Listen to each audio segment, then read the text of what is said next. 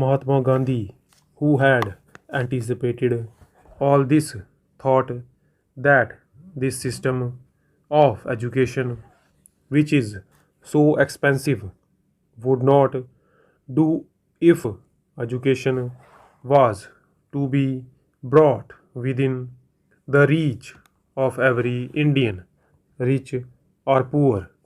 He therefore thought of a new system of education which has come to be known as basic education and which Indian and foreign educational experts have declared to be highly useful.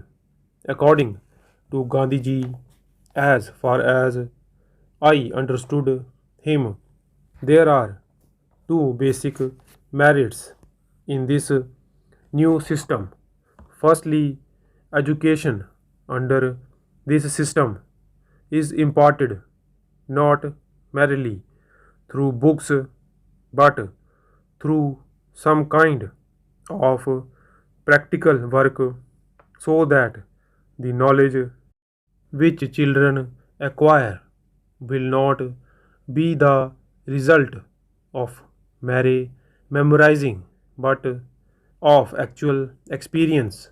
He thought, and some of the leading educationists were at one with him, that knowledge acquired in this way created a degree of consciousness, efficiency, and a feeling of self reliance, all of which would come handy to one when starting life.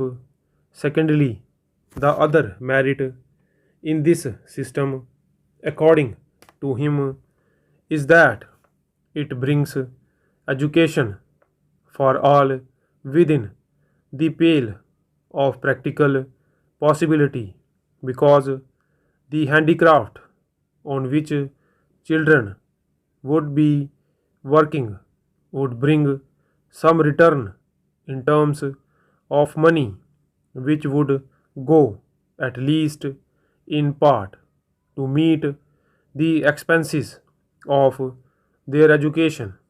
He was convinced that unless young scholars made this contribution towards their own education, universal education in India would never be possible. The result of all the discussions and experimentation in the field of education during the last 16 or 17 years is, in my opinion, the same that we arrived at in our discussions in the first conference held at Wardha. Educationists had admitted the utility of the new system but considered children's contribution towards their education as not only impossible but undesirable. Our experience, on the other hand, has demonstrated both the utility as well as the practicability of the system. My remarks are essentially with reference to primary and secondary education. Little has been done so far to apply this system to higher education. It is not, therefore, possible to say anything about it on the basis of experience, in spite of all that has been done in this field so far. It is a pity that this system has not received the encouragement which it deserved and which we could have given it after achieving independence from The British rule